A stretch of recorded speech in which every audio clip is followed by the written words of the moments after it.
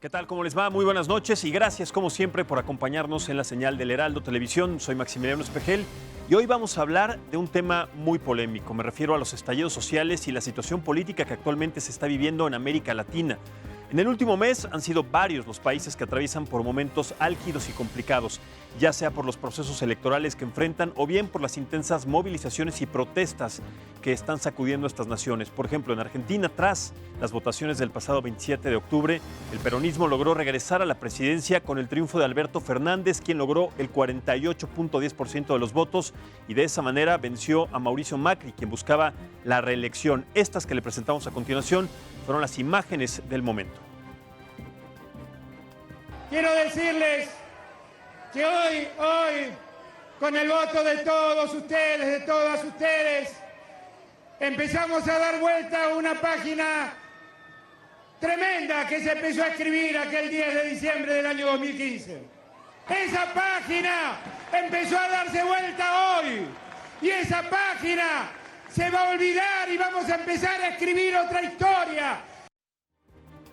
Y mientras esto se vivió en Argentina, se sigue viviendo con este proceso. En Bolivia, por otro lado, la efervescencia continúa y Evo Morales se enfrenta a movilizaciones masivas que se han levantado en contra de los resultados electorales del pasado 20 de octubre, mismos que le dieron el triunfo nuevamente para ocupar por cuarta vez la presidencia. Este fin de semana, Luis Fernando Camacho, jefe de la entidad civil Santa Cruz, lanzó un ultimátum de 49 horas a Evo Morales para que renuncie a la presidencia y justo hoy se cumplen ya 15 días de movilizaciones ante las denuncias de un supuesto fraude electoral que acusan haber beneficiado a Evo Morales para ganar las elecciones con el 47.08% en la primera vuelta. Además, le recuerdo que actualmente la Organización de Estados Americanos está realizando una auditoría a los comicios y Evo Morales ha rechazado el ultimátum de los opositores.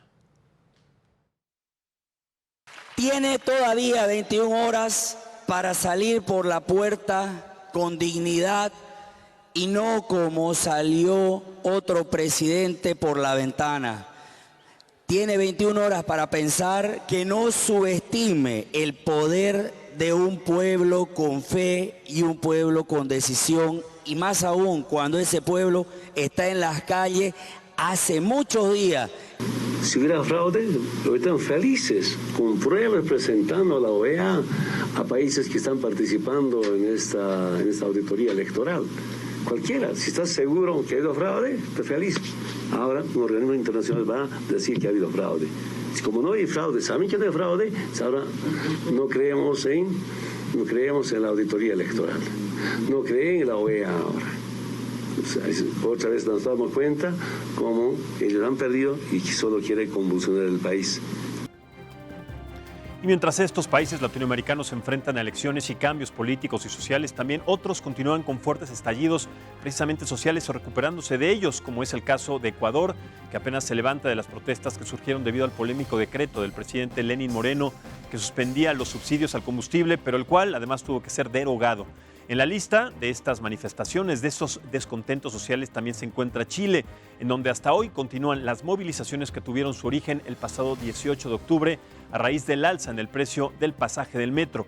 Lo que es un hecho es que Latinoamérica continúa ardiendo en protestas sociales, en donde un común denominador es la expansión y la expresión del hartazgo en las calles. Aquí también le vamos a presentar algunas imágenes de lo que hemos visto y lo que se ha vivido ahí en Sudamérica y sobre todo en este país, en Chile, en las últimas semanas.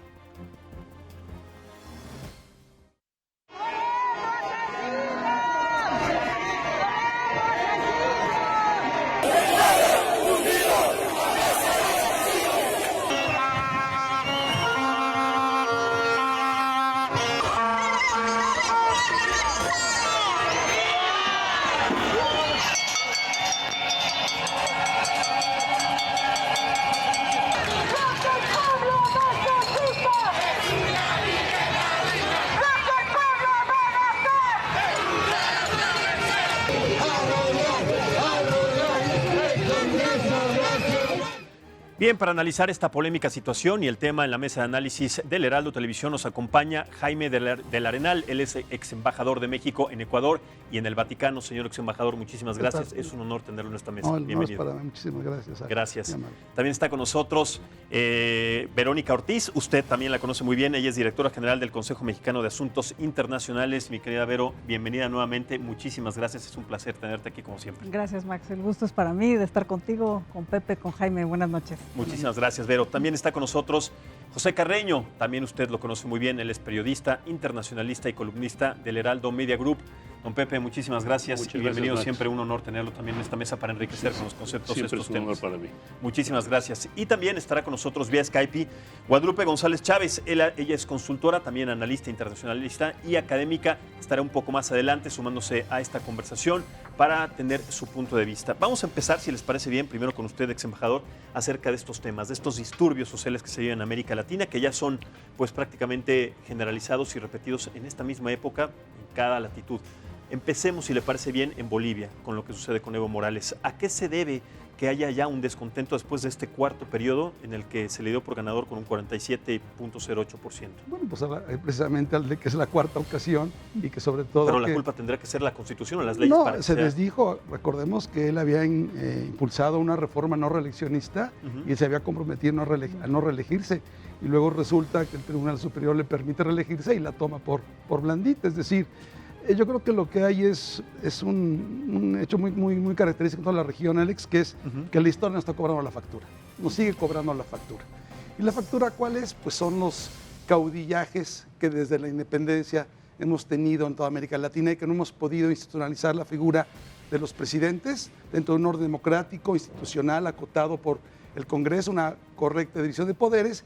Y entonces cuando tenemos problemas económicos, políticos, sociales, América Latina tiende ya históricamente, vocacionalmente, a apelar a sus líderes, a sus mesías y a sus jefes caracterizados o por líderes sociales o por presidentes de la República. Correcto. Ahora, ¿qué punto o qué postura toma Luis Fernando Camacho como líder de la oposición con esta amenaza, este ultimátum que le dice, tienes ya hasta hoy, porque pasaron 15 horas, tienes todavía 20 horas para que lo pienses y para que abandones de manera pacífica? También se repite, es decir, lo que estamos viendo es la repetición, la 25ª ocasión en que los escenarios se repiten en América Latina. Uno que llega, otro que le pide que se vaya, uno que lanza a la gente a la calle, otro que reprime. Es decir, lo que me preocupa de América Latina es precisamente que no parece encontrar nuevas alternativas de diálogo político y pareciera que ha abdicado de todo su camino institucional. Es decir, quedarme en una crítica de Camacho a Evo Morales o la respuesta de Evo Morales es como quedarme finalmente en Lenín Moreno contra el movimiento indigenista ecuatoriano, que ni siquiera es todo común, está completamente dividido, o quedarme en este optimismo que veíamos absolutamente infundado de Alberto Fernández para Argentina, apelar nuevamente a yo soy la nueva etapa de la historia. ¿Cómo va a ser la nueva etapa si es peronista, no? O sea, fue la primera etapa de la crisis en Argentina. O lo que vimos en Chile, primero un gobierno del actual presidente, luego otro de Bachelet, luego otra vez este presidente, otro de Bachelet. O sea, tenemos una vocación de reiterar las cosas y una incapacidad para buscar nuevos caminos y ya nuevos caminos, y entonces fluctuamos entre el viejo camino neoliberal y el viejo camino también agotadísimo neopopulista.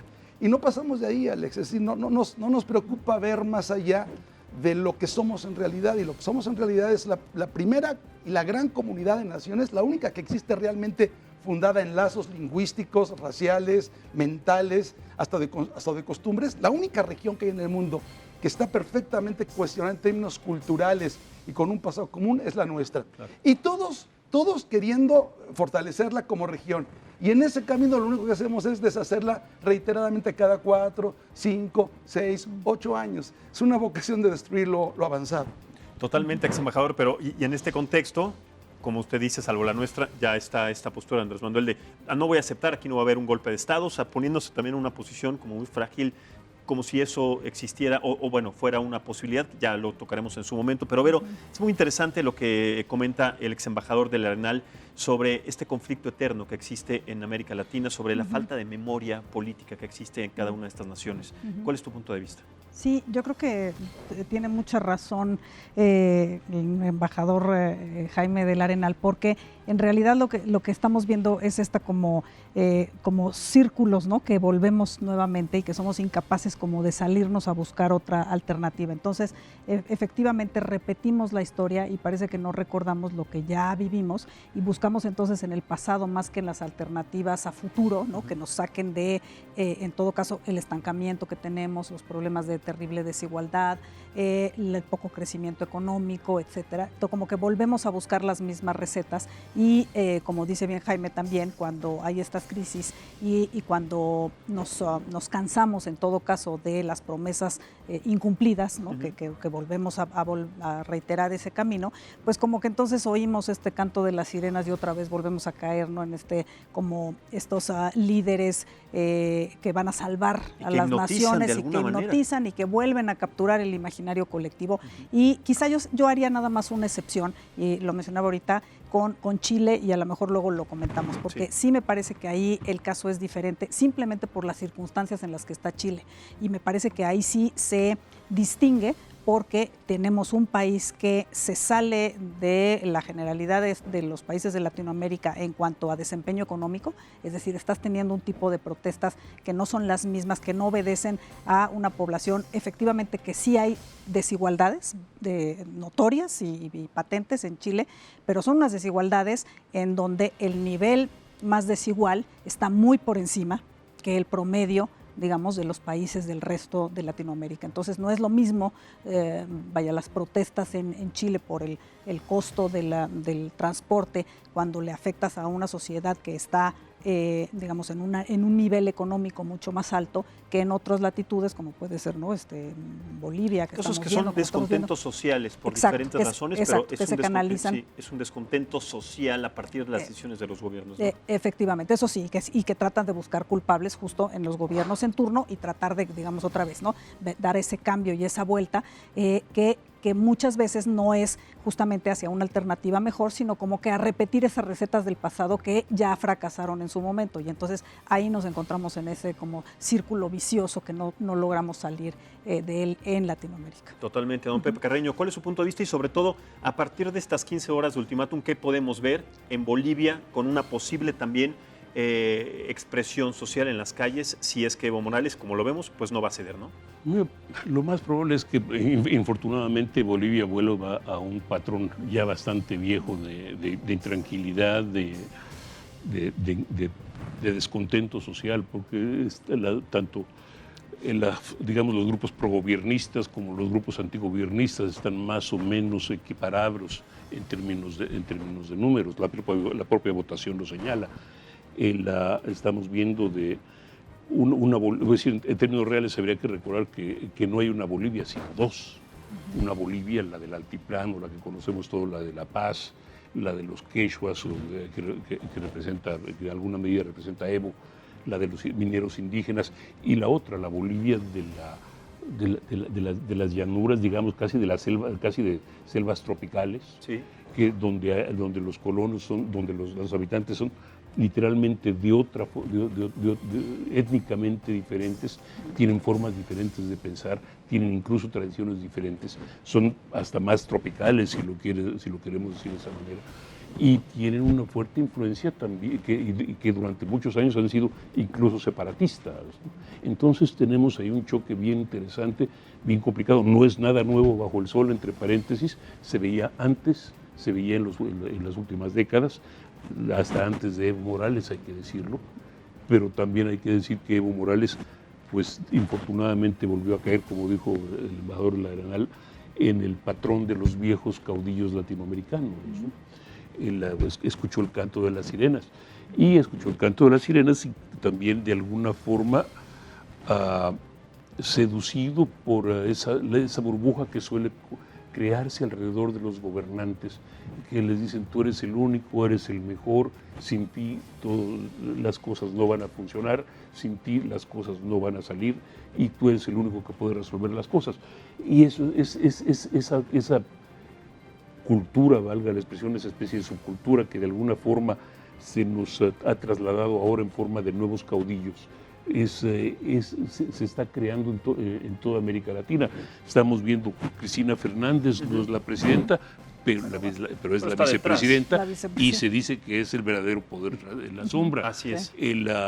En Brasil, Jair Bolsonaro es un caudillo, por lo menos un caudillo de un grupo del país, pero Brasil es un país que, como México, está afectado por lo que muchos llaman insurgencia criminal y problemas económicos, problemas de manejo económico, problemas de manejo social, problemas de desigualdad impresionantes, y también una relación enorme con el exterior, más allá de lo que muchos quisiéramos pensar.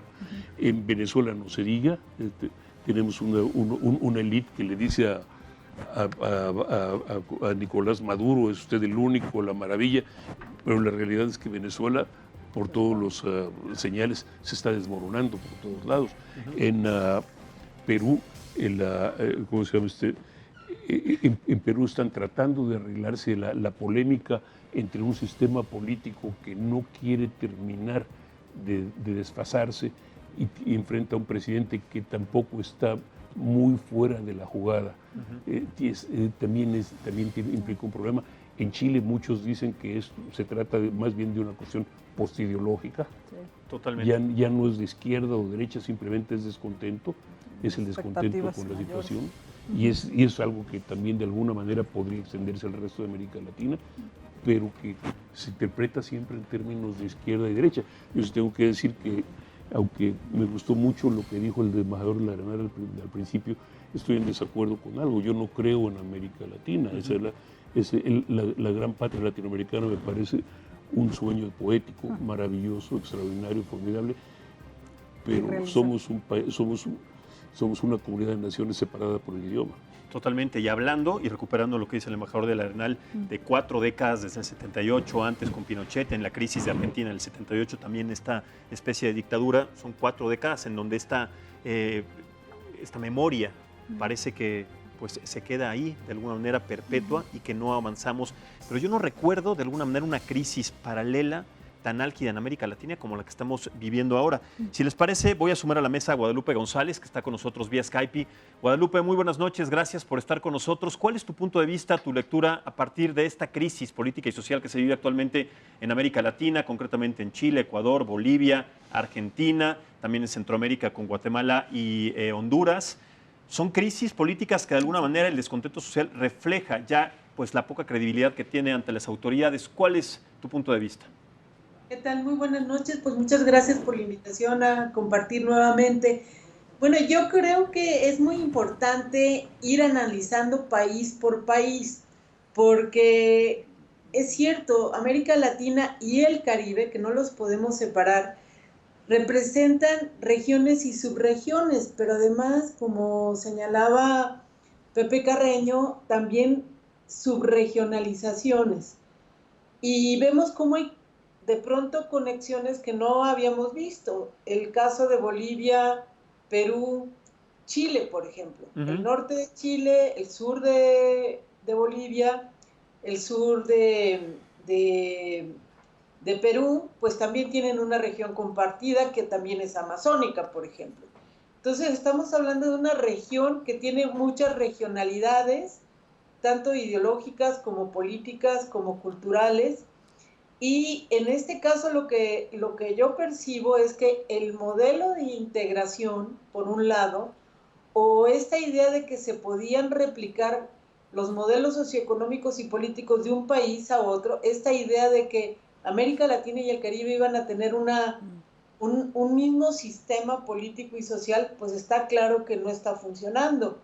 Y que aquellas ideas de recetas regionales y que podías replicar las recetas regionales de África, América Latina, Asia, y había patrones comunes, pues está demostrando que no es tan cierto. Hay un autor que se llama John Sheehan, que hace años que dijo en una universidad estadounidense que ese era uno de los problemas de América Latina, que a veces lo que funcionaba para Argentina lo querías aplicar en México y no funcionaba. Claro. En el caso de Chile, hoy estaba haciendo un análisis con otras personas y veíamos qué interesante es que justo la salida de Pinochet coincidió prácticamente con la caída del muro de Berlín.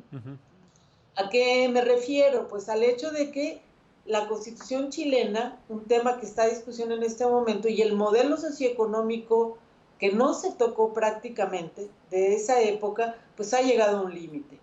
Pero también están llegando a un límite por su propia vía los cambios constitucionales que sucedieron en Bolivia, que sucedieron en Ecuador, y lo que estamos viendo es que la conjugación de elementos no está dando una fórmula de estabilidad y gobernabilidad. La región es una de las regiones que tiene registros de mayor violencia en este momento en el mundo. No se habla de conflictos per se, pero sí de violencia y de una situación de desigualdad muy, muy difícil. Me queda claro que en cada uno de los países se está necesitando en este momento replantearse el pacto social, el pacto político. Las reglas político-electorales se están otra vez poniendo a tela de juicio. La misión de la OEA a Bolivia pues indicó claramente que había dificultades desde el momento en que estuvieron haciendo observación y llamaron a que se revisara el tema de que estaba demasiado cercana a la elección, pero como bien se dice, la región no está suficientemente templada, o los países de la región no han templado suficientemente sus estructuras y la flexibilidad que necesitan para adaptarse a un entorno que está claramente cambiando y que no es el mismo entorno que había a lo mejor cuando los gobiernos fueron elegidos. Y esto lo han dicho muy claramente, desde que empezó la crisis comercial entre China y Estados Unidos, lo que hemos observado es que el tejido económico en el que se soportaba prácticamente la economía de la gran mayoría de los países del mundo, pues no es el mismo. Y eso claramente está moviendo el piso por debajo a las sociedades y a la política en la región. Y no está habiendo aciertos políticos y tampoco de política económica, porque claramente la gente está saliendo a la calle, no en un país, sino en muchos países, y se está necesitando una reflexión mucho más estratégica para lo que se está planteando.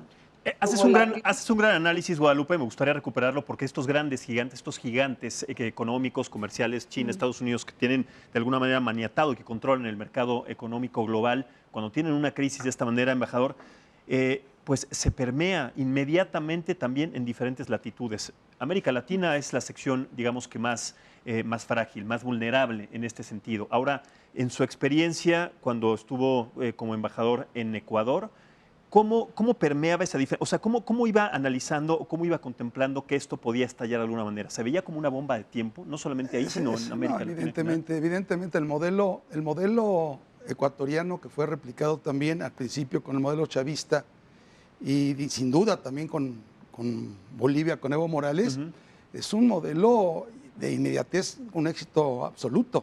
Ecuador cambió totalmente. El Ecuador que yo conocí en los años 80, el Ecuador que me tocó en el 2013 que yo llegué, es absolutamente diferente.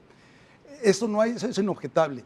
Lo que es objetable, lo que cualquier analista podía ver ya, es el precio que se iba a pagar. Claro. ¿No? Efectivamente, esa región fue una región, pasamos una primavera de Latinoamérica, la primavera, sobre todo sudamericana, la primera década del siglo que estamos viviendo.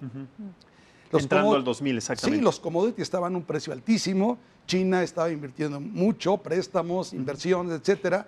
¿Qué ocurre? Pues que viene la crisis de 2008, 2009, América Latina no queda tan desvalida después, tan inmediatamente desvalida, pero al paso de los años evidentemente comienza la congelación de la inversión china, empieza también los problemas de autoritarismo, que este modelo para ser eficaz tuvo que tener un discurso bastante autoritario, bastante poco democrático, ¿no? Basado en cambios constitucionales que favorecían el fortalecimiento del Ejecutivo. Y evidentemente, ¿qué ocurre? Pues que el precio hay que pagarlo, Alex. Es decir, el problema de estos modelos populistas que son muy eficientes, son muy atractivos para una generación que no piensa en términos históricos, sino que está harta ya de los problemas cotidianos, de las escaseces, de las miserias, de las faltas de pensiones, de la inseguridad. Uno quiere vivir su vida histórica, su biografía en paz y con seguridad y con cierta riqueza. Cuando eso no es posible y se le dice que tú vas a pagar un precio para que tus hijos o tus nietos estén mejor, eso ya no cala. Eso es local y la política tiene que ajustarse ya, y los líderes políticos populistas de América Latina lo entendieron. No podemos ya hablar de la historia, ni del pasado ni del futuro. Tenemos que hablar del hoy. Claro. Y el hoy yo te estoy dando lo que me pides. Ahora, ¿cuál es el precio que vas a tener que pagar tú? Quizás tú ninguno, pero tus hijos y tus nietos quizás y mucho. Entonces yo creo que la gran tragedia de América Latina, Alex, yo lo veo, no es ahorita. Esos son momentos coyunturales que tienen su explicación, sin duda, en la profunda injusticia de las élites y los sistemas políticos latinoamericanos desde la independencia. Correcto. Perdón. Adelante. Creo que valdría la pena recuperar algo que dijo el embajador sobre la primera década del año de este siglo. Sí, empezando los 2000, ¿no? Efectivamente hubo una bonanza de los precios de las materias primas, de las exportaciones, de los minerales, etcétera. Chile, por ejemplo, se vio muy, muy beneficiado por los precios del cobre, entre otras cosas, por los precios de Argentina, por los precios de la soya, Brasil con los precios de la soya. Entonces permitieron el surgimiento de gobiernos dadivosos, valga la expresión, ¿no? que repartieron dinero, no solo como una forma de justicia social, sino también como una forma de recuperar, se puede decir, de recuperar terreno político, de compra de votos, en pocas palabras, una compra de votos. Pero ahora baja la inversión, bajan los precios de materias primas, bajan los ingresos, y los gobiernos ya no tienen con qué pagar esa infraestructura dadivosa que crearon. Y eso en alguna medida explica parte de lo que estamos viviendo, porque la gente, como dice el embajador, no solo está consciente de que quiere vivir su vida, sino que está conectada con la gente de Estados Unidos, o con la gente de China, o con la gente de Francia, de Alemania, que de alguna forma están en mejores situaciones, o que parecen estar en mejor situación, y quieren tener acceso a lo mismo y a los mismos satisfactores, y quieren vivir su vida, ¿no? Es decir, y de repente, pues ya les dijeron, ya no podemos.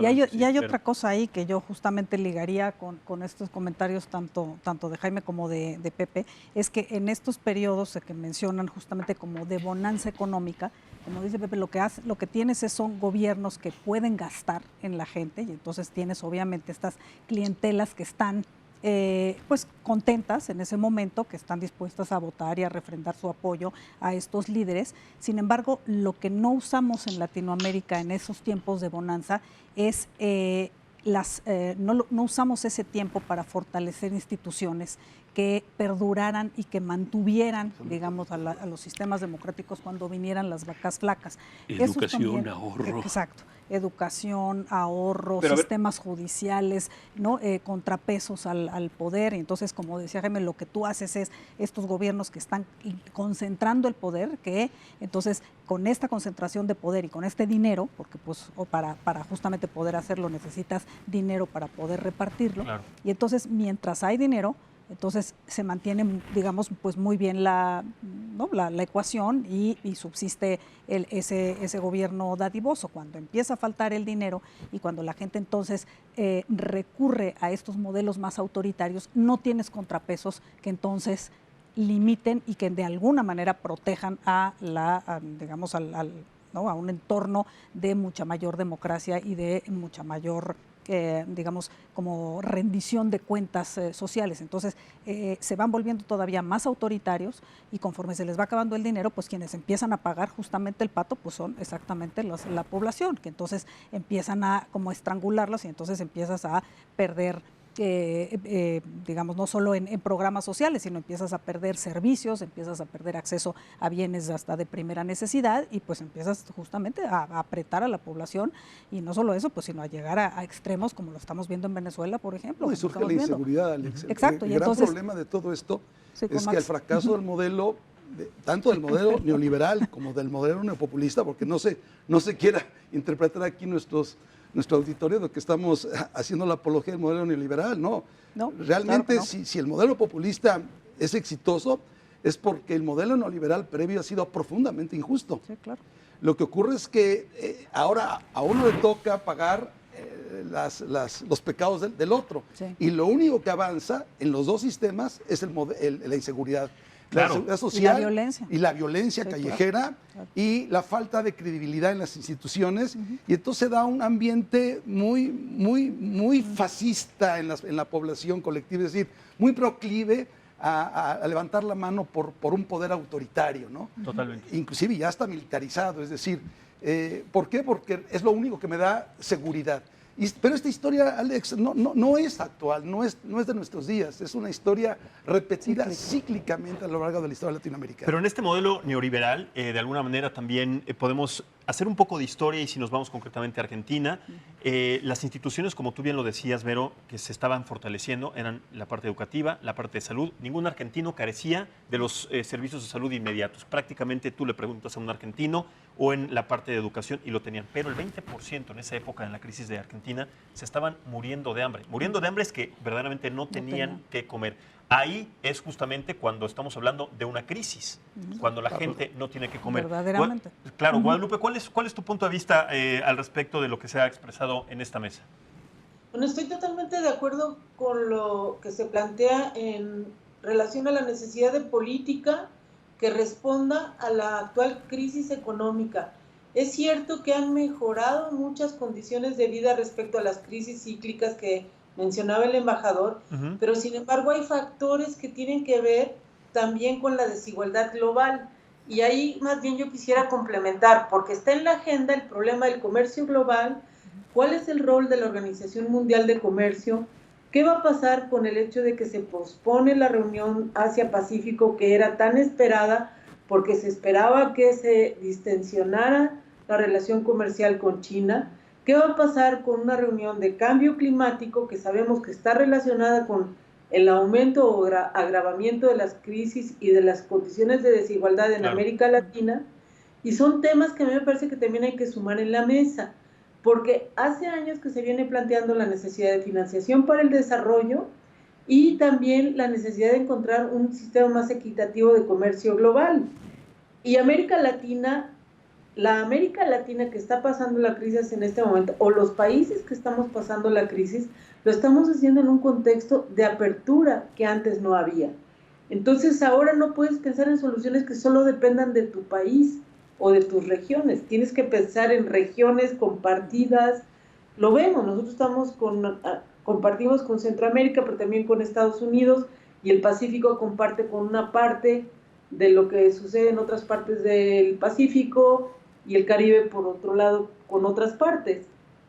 Correcto. Eso quería sí, algo, un poco en la línea que nos dice Guadalupe, es que también la experiencia histórica es también, el resultado es cantado, ¿no? ¿Qué va a pasar con todo esto? Va a fracasar.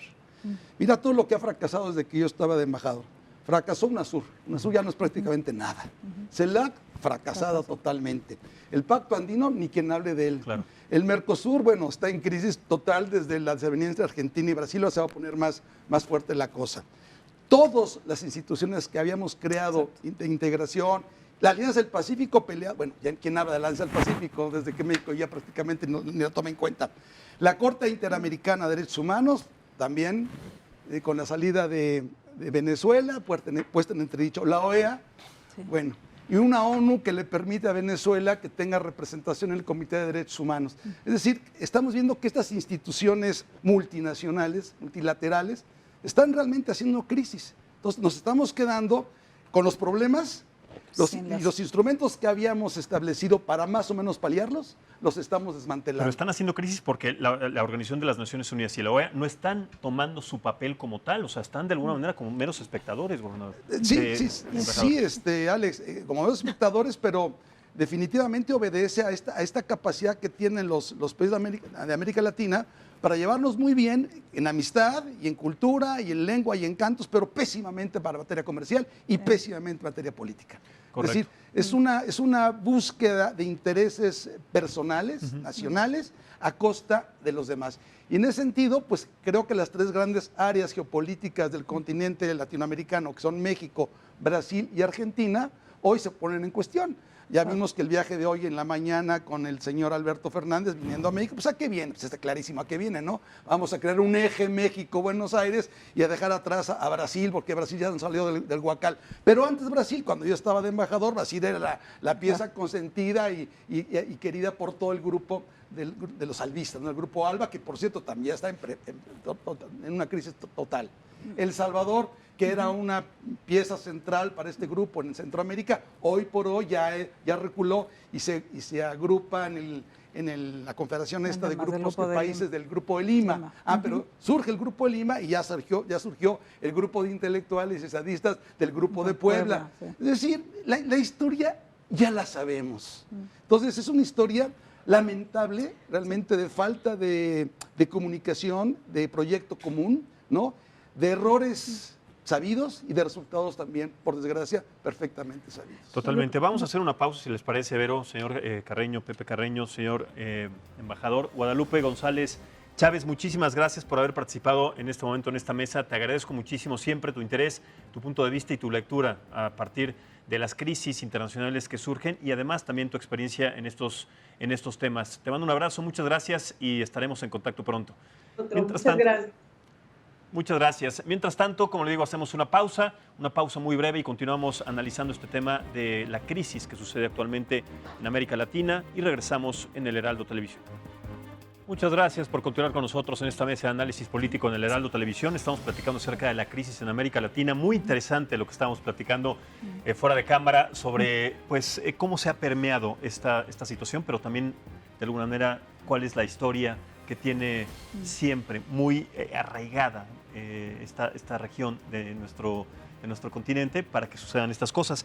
Comentaba hace un momento, señor embajador, acerca de esta génesis fascista que también en Europa estuvo permeada en esta época con Mussolini, con Francisco Franco, etcétera, y que además daba cierta certidumbre en esos momentos a esos gobiernos y que de alguna manera fue adoptada también en una parte por América Latina con Pinochet, también con los gobiernos chavistas, etcétera. Con los gobiernos populistas también, inclusive Perón. Pero que se dicen modelos neoliberalistas equivocadamente para no tener ese... Sí, o sea, el fascismo finalmente es la ausencia de las instituciones democráticas y liberales occidentales, pues de la cultura occidental, para imponer la hegemonía de un Estado totalitario, ¿no? Y eficaz, ¿no? Que da seguridad y que proyecta un imaginario hacia el futuro, ¿no? Muy atractivo para las grandes masas, ¿no? Eso es el fascismo y la ausencia total de libertades, punto. Es la voluntad de... Y todo esto canalizado en la figura protagónica de un personaje. Así es. Generalmente masculino ha sido, hasta la fecha no ha habido una lideresa femenina en el fascismo internacional. Y esto es lo peligroso, porque cuando las clases medias se encuentran insatisfechas o cuando tuvieron una elevación en su ingreso socioeconómico y después se le quita, pues van a reclamar lo que perdieron, y sobre todo cuando se conjuga con un ambiente de seguridad personal o seguridad familiar o de inseguridad más bien. Entonces están dados los dos ingredientes que llevan el fascismo europeo y que curiosamente están dando en Europa ahorita otra vez más, claro, ¿no? en Francia una vez más. En Europa Oriental otra vez, en Austria no digamos, es decir, en la propia Italia donde yo estuve embajador en la Santa Sede, pero pude apreciar el fenómeno italiano, cómo hay un discurso neofascista soterrado que es muy atractivo a masas que se sienten desalentadas o frustradas por los discursos políticos de una élite política muy corrupta. Bueno, de alguna manera Berlusconi era admirador inclusive de Mussolini durante tanto tiempo. Y es que en el fondo, Max, hay un descrito de la política y un descrito de los políticos, que se traduce en un descrito de los partidos políticos. Es decir, y eso nos lleva a un descrito de las instituciones políticas. Así es. Entonces, en este mar tormentoso, pues es cuando surgen estos movimientos mesiánicos y la figura otra vez de estos personajes mesiánicos, ¿verdad? Que se sienten llamados a redimir a los pueblos y a prometerles, ¿verdad? Sin mucho fundamento, pero a un público que quiere efectivamente oír promesas, que quiere ver cambios, y esos cambios se dan, porque no hay duda que este tipo de mesías sí llevan a cabo acciones que inmediatamente son muy espectaculares y que realmente transforman a una sociedad. No hay ninguna duda. El problema, repito, es el precio que se paga por ellos. Así es. Este populismo disfrazado de neoliberalismo afecta a la clase media, la clase que de alguna manera saca adelante y de manera económica a un país y que además es la que en el Producto Interno Bruto genera la pues, mayor mucha generadora más de fortaleza. riqueza. Exacto. Pero Ahora, además, no es un, perdón, hay que decir simplemente que también que no es un problema solo de América Latina. No, Es decir, claro. se vio en Europa.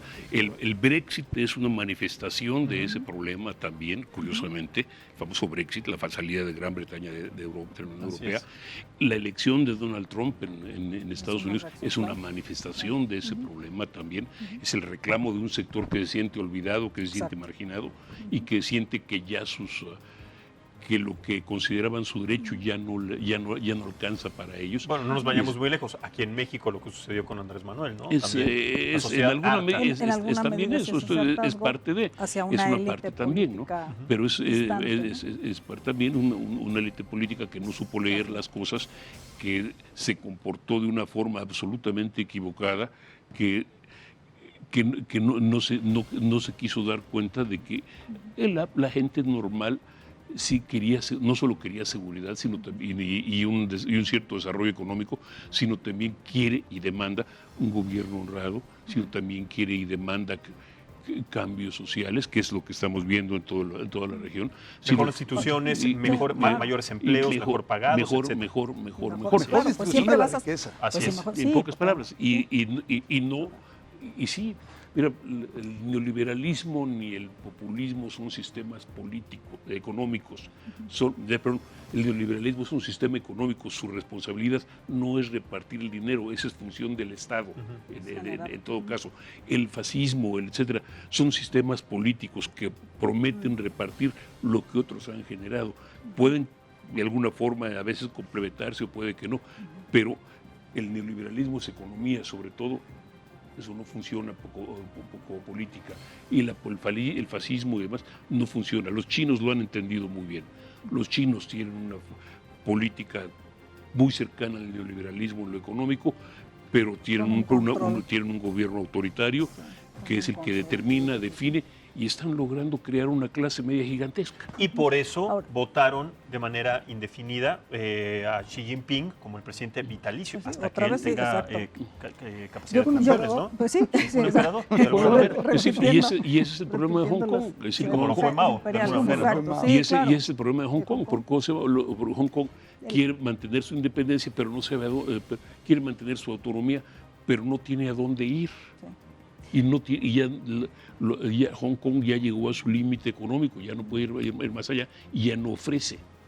Entonces, y para volver a América Latina, es lo que estamos viendo en Chile, es lo que de alguna forma vimos en México, lo que estamos viendo en Colombia, de alguna manera, lo que estamos viendo en Brasil.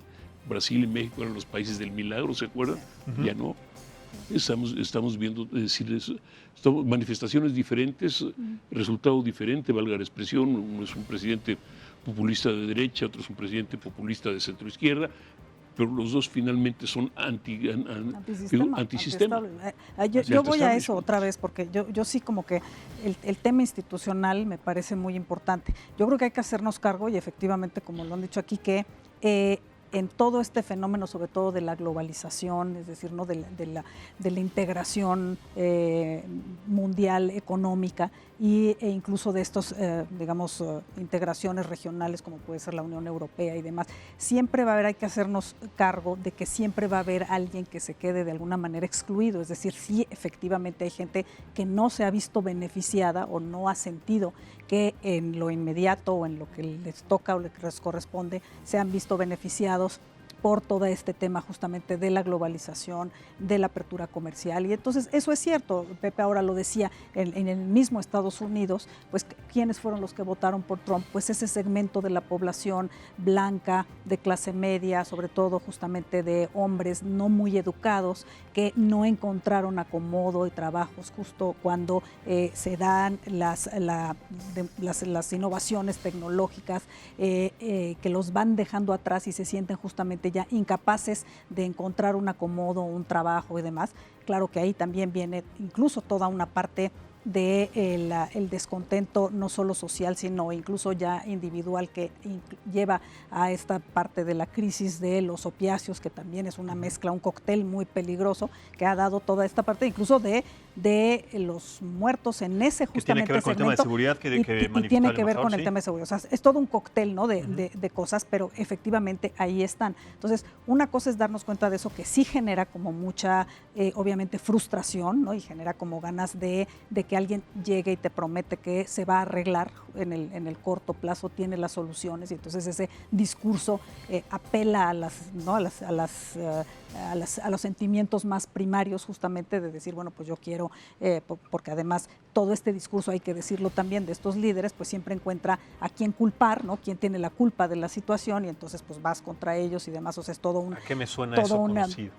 Pues es simplemente todo un discurso, Smith, ¿no? Exacto, todo este discurso. Entonces, lo que hay que sí cuidar es que finalmente todo esto se procese sin echar, como decimos acá, no al niño con todo y la bañera, porque yo creo que sí hay cosas en las que sí deberíamos de cuidar, y a eso voy yo con el tema otra vez de lo de Chile, porque cuando estás hablando en Chile además de una democracia que era como la democracia, o bueno, que sigue siendo, digamos, como el ejemplo, ¿no? de América Latina, democrático, no solo es porque efectivamente Chile ha logrado en las últimas décadas pasar del 40% de población en pobreza que se reduzca a un 10%, o sea, eso es un hecho que se ha dado, efectivamente, y además hay que decirlo, con una alternancia de gobiernos entre izquierda y derecha, pero que han respetado como el funcionamiento básico del Estado, es decir, la parte institucional. No hay que olvidar que Chile también está en la parte de instituciones políticas y democráticas muy arriba del resto de los países de Latinoamérica, es decir, es líder en la región, justamente incluso conforme al índice del World Justice Project, ¿no? Que es del proyecto de justicia global, del índice de Estado de Derecho. Chile es líder en la región y además está en los primeros lugares incluso a nivel mundial. Estamos muy lejos inclusive de Chile.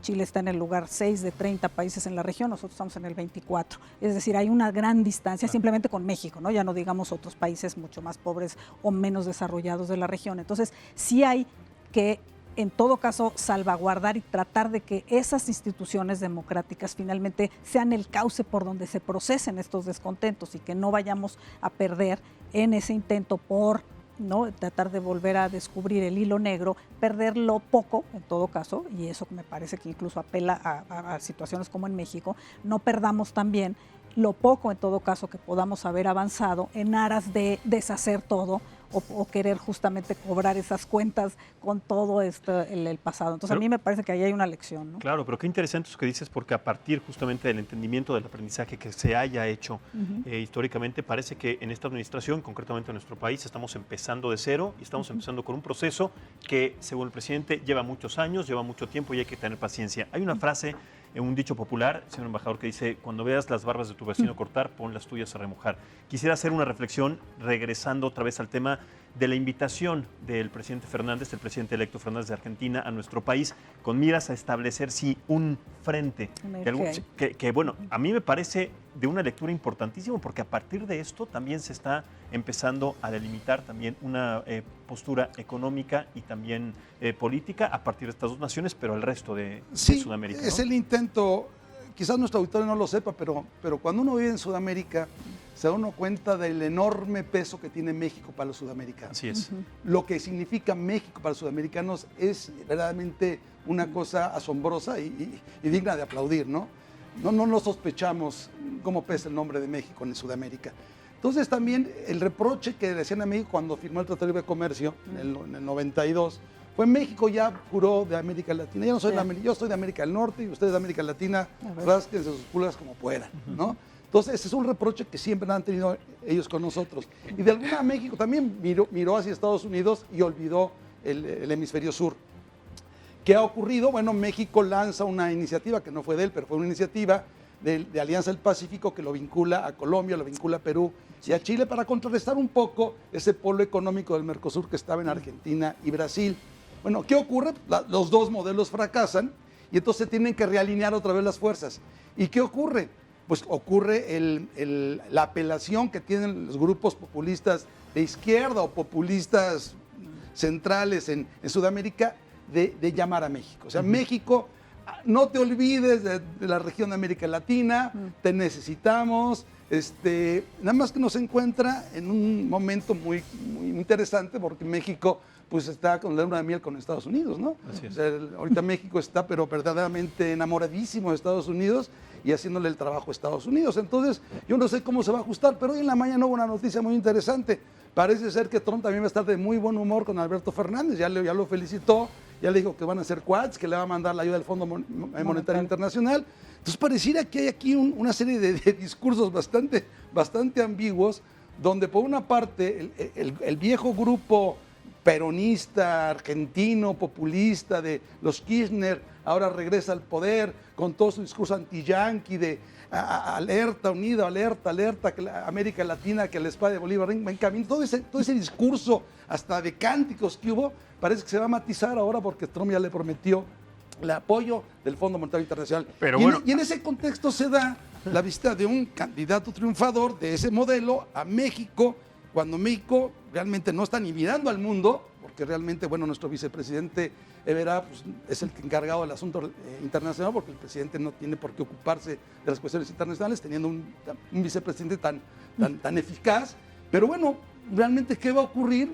Yo creo que mucho va a ocurrir de la posición que tome Trump. Pero no adelantemos vísperas porque está esta situación del impeachment al que va a ser sometido ya de alguna manera mucho más formal y que ahí van a cambiar otra vez las cartas de este juego y se van a desviar otra vez las atenciones o los apoyos o los espaldarazos totalmente hacia América Latina. Sí, estoy seguro, pero hay que esperar eso, ¿no? Totalmente. Vamos a cerrar con 3 minutos, tenemos aproximadamente. Voy contigo primero, Pepe, y cierro contigo. Ver. Sí, claro. Mira, lo que dice el embajador es absolutamente cierto. Tenemos un continente en crisis, tratando de recuperar viejas soluciones que no funcionaron en su momento, pero que esa generación se ha olvidado. Así es. Y que ahora estamos, pero en donde las condiciones han cambiado. Esto es para México es bien complicado, porque sí es cierto, el eje México-Argentina funcionó hace años, era un contrapeso al eje brasileño, al peso de Brasil, pero pues ahora quién sabe si va a funcionar, porque ahora la otra cara de la moneda es que, para bien o para mal, pues México es un país con 20 o 30 millones de clientes, valga la expresión, en los Estados Unidos, al margen de la relación con Estados Unidos. Hay 20 o 30 millones de mexicanos o descendientes de mexicanos en Estados Unidos, y eso es de repente algo que nos ha puesto, de lo que nos enteramos en los últimos 20 años y de lo que ahora tratamos de recuperar de alguna forma, ¿no? Vamos a ver qué pasa. Así es. Vero. Sí, pues efectivamente, yo vuelvo a la idea de que habrá que esperar y tratar sobre todo de que sean por las vías o los cauces institucionales o democráticos en que al final se resuelvan.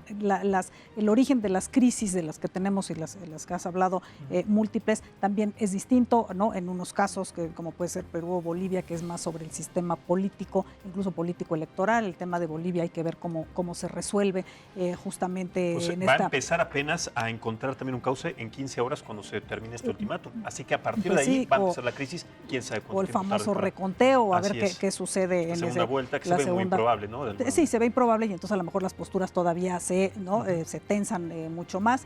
Y hay otros, por ejemplo, el caso también hay que ver qué sucede justamente en Chile, en donde más la tónica de las protestas es más económica, digamos, por estos satisfactores de estas clases medias exactamente, que de repente se encontraron con que querían todavía más o no quieren tener en riesgo lo que ya han ganado, y sobre todo en reducir las brechas de desigualdad, que ese es otro tema que efectivamente nos tenemos que hacer cargo en América Latina. Violencia y desigualdad, y que sobre todo no se resuelvan por vías de más violencia, sino que aprendamos estas lecciones de, en todo caso, lo que sí funciona. Pepe hablaba de que queremos gobiernos que por lo menos te resuelvan los satisfactores. Creo que mientras sigamos en la polarización de si es izquierda o derecha, y entonces hacemos justamente los grupos, nos vamos acomodando o reacomodando, estamos perdiendo el objetivo central, que es finalmente ofrecer a la población, ¿no?, niveles económicos, de educación, ¿no?, de alcanzar satisfactores de un nivel de vida mejor, que finalmente de eso se trata, ¿no? Claro, y finalmente la desigualdad lleva a la violencia y Exacto. se ve muy complicado que en este sentido esa situación, por lo menos lo que vemos en nuestro país y en América Latina, vaya cambiando. Creo que a partir de esto, los próximos comicios en diferentes latitudes que se lleven a cabo tendrían que estar planteados con base no tanto en las protestas de los gobiernos, sino en las realidades que se viven en cada país y además también el futuro inmediato, no a 5, no a 10 años, no a 2 administraciones, porque regresando una vez más a este gobierno peronista de Fernández, parece que Argentina va a volver a retroceder y se enfrenta o posiblemente se va a enfrentar a una nueva crisis de la cual todos los argentinos están, pues de alguna manera, a merced, porque todavía no saben exactamente cuál es la primera postura que tenga este gobierno. Señor embajador Jaime del Arenal, muchísimas gracias por haber Max. estado en esta mesa. Un placer y un honor haber contado con su presencia y su punto de vista. Muchísimas gracias. Verónica Ortiz, también muchísimas gracias. Un placer tenerte siempre en esta mesa. Un placer siempre verdaderamente también contar con la presencia de Pepe Carreño. Muchísimas gracias a ustedes. Y bueno, estas mesas que hemos abierto también con los temas de América Latina, creo que todavía tienen mucha cuerda porque lo que se viene, lo que se está presentando ahora y lo que se viene en un futuro, creo que está empezando ahora y también a partir, como dice el embajador, de lo que va a suceder en Estados Unidos y las reacciones después de esta segunda reelección y el posible impeachment. Ya lo tendremos que analizar en su momento. Mientras tanto, soy Maximiliano Espejel. Que pase muy buena noche. Lo espero mañana a las 9 de la noche y le agradezco como siempre su atención, su confianza y compañía. Hasta la próxima.